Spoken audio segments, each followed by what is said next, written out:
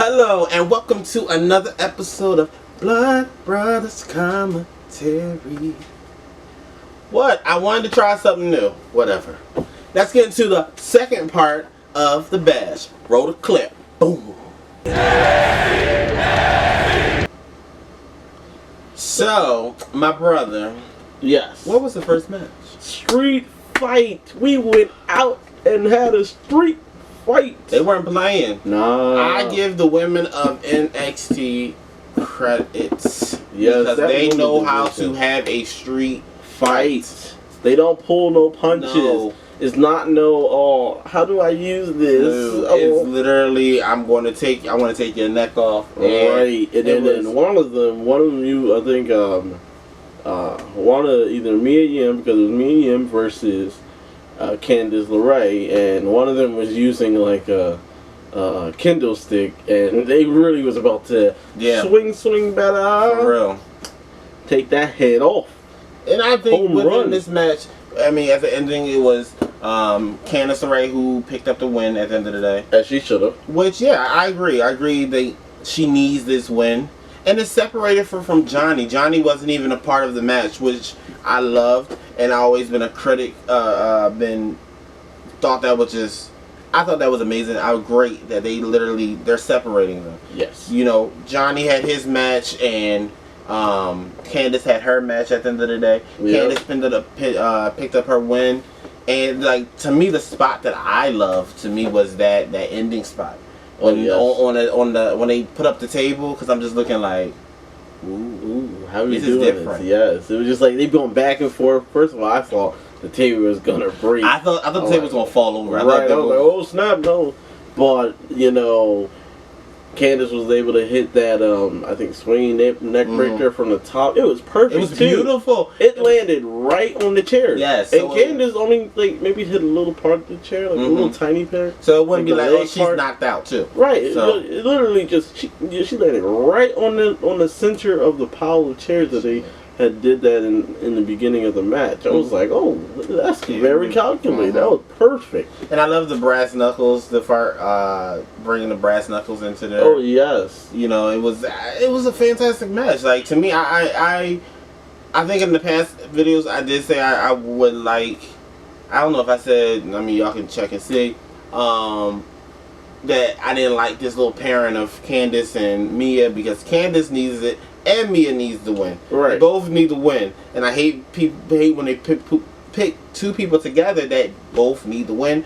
But in that type of instance, yeah, they need to. When you have two people that need to win, that just makes the audience like, oh gosh, yes, and like, oh, I don't know who's gonna win this match, and then it makes it more exciting. But then the end result should always be, even in defeat, the person is still raised up. Yeah, for real. Their stock is still high. Looks strong though. Yes. Even though she lost, she still looks strong. She still looked like she, you know, and it was a 8-star match to me. Like, it was one of the matches of the night. I would definitely say, it was in the regard to match of the night. Yeah, and this was the second ever street fight match. Yeah, it was. You know, the first one was Dakota Kai versus Tegan Knox. Sure. So this was, you know, which one do y'all think was better? Yeah, which one do you think was better? Do you think it was first with Tegan Knox and Dakota Kai, or do you think Mia Yim and Candice LeRae took this one? Tell us in the comments below. And what was your favorite spot? Because, you know, there was a lot of spots. There was, like, you know, that swing better. There was that trash can. There was that too. There was the brass knuckles. You just don't. Like, just so many spots in here that was just like that were just, like I said, it was amazing. I love seeing women in these type of matches, because it's like they can do more, and they're not segregated to just doing certain matches. Right. So yeah, it's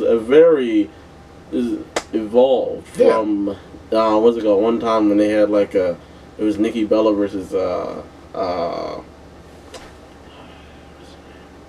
Moonwalking, what's it called? Who's talking about? Staten Island. What's her name? Carmella. And it was like, okay, you know, they put on the heat, but it wasn't like this like heat with with Mia Yim and Mia Yim is not the thing about Mia Yim that I love about her is that she's not afraid to be able to to do the craziest things. This like she would do crazy things and be like, hey, whatever. Right, or maybe Money in the Bank when the match was just like, the first ever Money in the Bank. It was just like, don't be scared, y'all. We know y'all not scared. Yeah. Especially some of y'all were NXT. We're in NXT or y'all NXT is a whole ball game. Indie wrestling back, so where Indie's very we have to do a lot of spots and stuff like that. So come on, show us something. Right. And this one they showed us. Yes. But the next segment that came out was the Robert Stone brand. They had to put them. They had to be on here. Yeah. And it was a comedy spot, which was good. They had Killian Dane coming into this one and attacking Robert Stone. Well, it was self-defense because Robert Stone threw a cup at Killian Dane because Robert Stone was trying to get Shotzi to be. He asked her politely. He yelled. He started yelling. So then she ran over his foot. Yeah, for real. So we might get a Killian Dane versus Robert Stone. So we talking about Squash Point 2? Yep. Okay. That should be fun. He got squashed by Rhea, now you about to get squashed by Killian. Oh, gosh. Which one, dude? Which one's worse? Oh, gosh. Killian or Rhea? I don't know. Yeah. I don't want to do... I think Rhea... Nah, I don't know, you know? But, we had Johnny Gargano versus Isaiah Swerve Scott. It took you a while to catch that man's name. Because it's so long. Because I said, can we just call him Scott? If y'all don't know, when he was in Lucha Underground, he was Killshot. I miss Killshot. The name was perfect for him because it's just Killshot. Like, for example, every move in this match that he did, it was just like boom, precision. Yes. So, and I love, even in defeat, because Johnny won, of course, but even in defeat, Swerve not of course, because the match was very, I wouldn't say of course, because the match was very, you didn't know, because there were certain spots that I thought Johnny was not going to get out of, and Johnny was just like, boom, out of it, Yeah, but you also got to think about what Johnny went through. If Johnny can't take on Swerve Scott, no offense, but Swerve Scott doesn't have as many accolades as the people Johnny faced or has Johnny gotten, and it didn't look like Johnny was taking him for granted too. It'd be different if Johnny was taking him for granted. Then he'd be like, oh, he's gonna slip up with the most dangerous move in sports entertainment ever. Yeah, I mean, surprise roll up. Kinda. I get what you're saying. I do get what you're saying a little bit. I think Johnny elevated Swerve. He did, because I can actually see, the thing about it is I would love to see these two in maybe a title position match with the North American Championship now. Like, I would love to see that. I want him to be out of the cruiserweight. Yeah, just go into the mid card of NXT for the North American Championship. I definitely say that. Cruiserweight, it's not for him. I think I think the cruiserweights are good at the end of the day. Yeah, they're great. They're fantastic, but I always say that brand NXT gets the most exposure. Yeah, he's just cruiserweight. Everybody's like, I don't. They're there. Yeah, I'm tired. I don't want to see this. Right. I want to see this, but I don't want to see this. I'm ready to go home. Right. So keep him on NXT. Yes, and let him go for the big title. I mean, even for the NXT Championship, I would like to see that. He's, like I said, the match was just, that's another a straight match to me. It was hitting. It was there, Even it was there was some points where you just like, he could win. Yeah, you forgot who Johnny was, and he's like, oh, he might win. And then you remember, he's Johnny freaking wrestling. That's him. So it's just like, hey. So I'm glad the setup from last week, you had the street fight, but you also, if y'all was a little paying attention, in that scene, you also had Johnny and Isaiah. Yeah, that's him. So you built two matches for next week. And Candice wasn't in this match. Right. So yeah, they both won. The Garganos won. Yeah, they did. Without each other. Shoot. Yes. And that's a thing for Candice, because Candice is Johnny will win to a certain degree, but Candice like never wins. No. Or if she wins, it's like it's pointless. Very rare. It's like very rare, but like it's pointless. Yeah, it's nothing. And like, to go back to that match, like we said, that match elevated her to say, okay, maybe she can do some stuff. So, but the next match was Martinez versus Santa. And I mean, to me, this is a little snippet. I mean, the match was a squash match. Yeah. Santina, what's her name? Santina Garrett, I think. Garrett. She reminds me of Aaliyah. She just reminds me she's there to just take that squash and elevate. And then with Martinez, I think it's a whole new blossom of a character about to come out. I think, which is good because I need her to just stay that dominance. And maybe a little sprinkle of something different with it too. Like, she looked like maybe a darker character, which I was like, ooh, yes. But I mean, with Santana Garrett, I mean, y'all gonna tell me in the comments. I know I butchered her name, but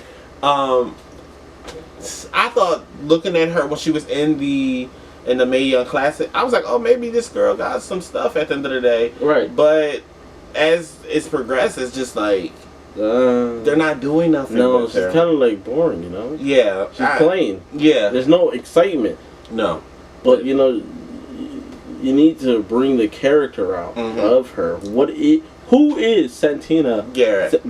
Yeah. Who is this person? I mean, she is I think, if I'm not mistaken, I think she is a...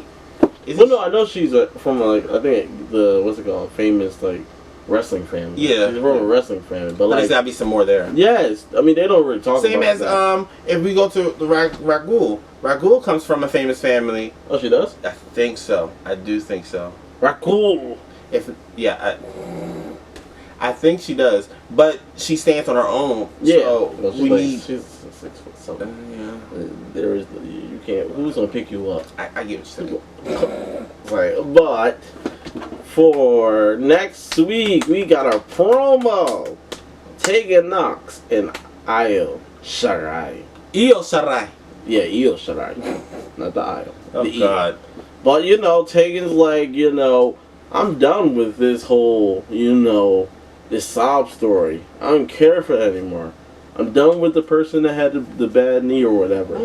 I'm done with that gimmick or whatever. This is I want that title. I don't want no sob story. When I beat you, don't be like, oh well, you know, you only beat me because no. She got a lot to prove more. Yes, and this is the match that's gonna make her prove it. I hope so. I hope it's not just a step over match just to be able to make sure that Io looks strong in this match, because I don't know, it's just when it comes down to, I keep saying it in past videos, it's just when it comes down to her, it's just still nothing that really makes me go, ooh. Well, you need to put these people in matches so you can get that something. Lady Kane, yes, Tegan Knox. So like I said, you can't call yourself Kane. Like I said in past videos, you can't call yourself Kane, and because you did a choke slam, you gotta do some more. But you gotta wear a mask? Yes, you gotta wear a mask. No, you don't gotta wear a mask, Muyi. But guess what? Next week we'll also have another match with Live Forever. Damian Priest versus Cameron Grimes. Put Cameron Grimes against somebody else. I know y'all want to further this storyline, but put him against somebody else, because this other guy is very boring. Cameron Grimes! Oh my God. Next match. Cameron Grimes! I mean, next match, okay. Next match, okay. The next match is for all the marbles. It's a winner take all. It is Mr. Unlimitless Keith Lee versus Adam Cole. Mr. 403-year reign, longest reigning NXT champion, versus you got beating people like Matt Riddle. Boy. You got people beating like Daniel Bryan. Boy. You got people he beat. You got Johnny. You got Tommaso. You got everybody. Pete Dunne too. He also had a long reign. He beat him too. He beat everybody. Okay. So you know now he's time to beat Keith Lee. Okay. Are you done giving him his resume? Okay. Well, you know, he also... Oh my God, he's not done yet. Was in Survivor Series, led the attack on SmackDown. He done a lot. His resume's a long And let's get to the match. Thank you, Muyi, for that resume. But the match itself was very good. The match itself was ace. Can't complain. It was awesome. Man. I mean, it's Adam Cole and it's Keith Lee. You got a man that is this size, like we say, doing, and everybody says it's doing amazing things. That's doing flips at the size that he is. Yeah, he did a moonsault from the second rope on the corner to Adam Cole. And it directly hit him. Like, like, it's not the normal, you know, big man does splash. No, he says big man does moonsault. Yeah. Yes. Didn't you say you would like to see him do a frog splash? Oh yes, you know, you know, Adam Cole is, you know, R.I.P. after that. Oh my God, he's not dead. But no, Keith Lee came in his match. He was like, "Yo, I'm doing this for my trainer who had passed away. I'm doing this for my grandmother who got me into wrestling. If it wasn't for her, I wouldn't be here." Sure. And she had passed away too. So he's like, "This is dedicated for y'all too. I'm winning this match." And he literally took, I mean, at the end of the match, it was Mr. Keith Lee who won. Yeah. He won the match. He is now double champion. Yes. I wouldn't be mad if Adam Cole won. No, me either, yo. Because the match was so... It was so good. And it wasn't one-sided. No. The match wasn't one-sided. Adam Cole didn't take the majority of this match. Or Keith Lee didn't take the majority of this match. They both really were, like, gunning for literally these both championships. Yeah. It wasn't a squash match. Nah, you know, you had times where, you know, Keith Lee was about to give Adam Cole the Johnny Gargano treatment, you know, in NXT in your house, you know. But I guess, you know, Adam Cole saw that tape, so he's like, I'm gonna dodge that. Yo, Keith Lee giving these people PTSD, yo. He really, cause like first Finn, now Adam. Oh my God. Next, I mean, well, no, first Finn, then Adam, and then Gargano. Who's next? True. And I hope it's. I thought you were saying he's giving him trauma because this is not the first time. I mean, he learned, like we said, he learned from that first time that Keith knocked him across the whole entire audience into oblivion. He knocked him into a whole wave of people. It was like waving Adam Cole. For real. Yes. He was like, Adam Cole, take me back to the ring. No.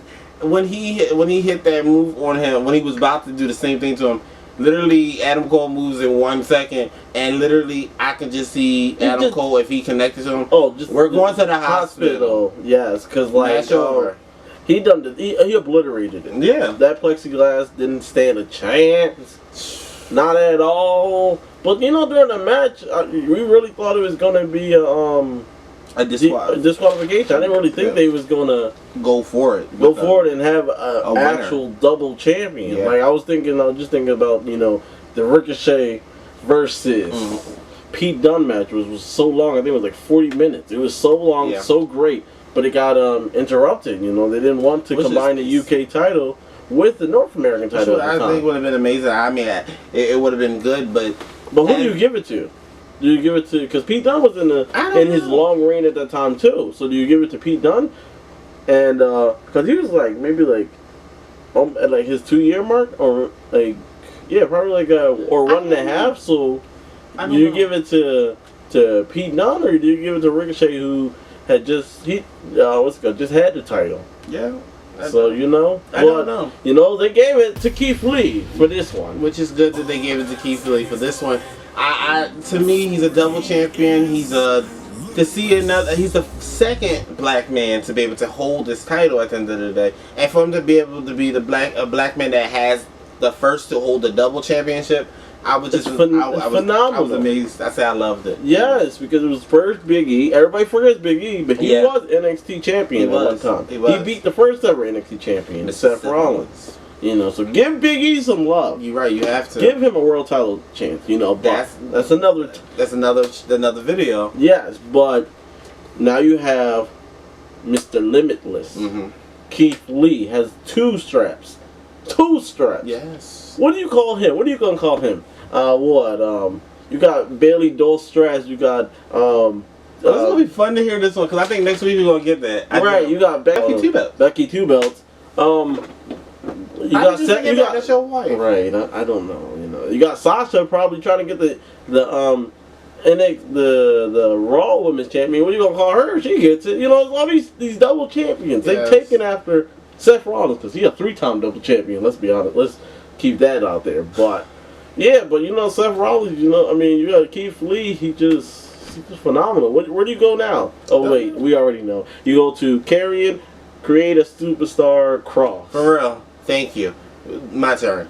This man was creeping, looking at the winner. I'm just like, I really don't want. Can he just go against? Can he still just Can he terrorize the Undisputed Era? Just let him do that for before he goes for the championship. Right. Okay. So my question to you is, which one was better for you? The first night or the second night?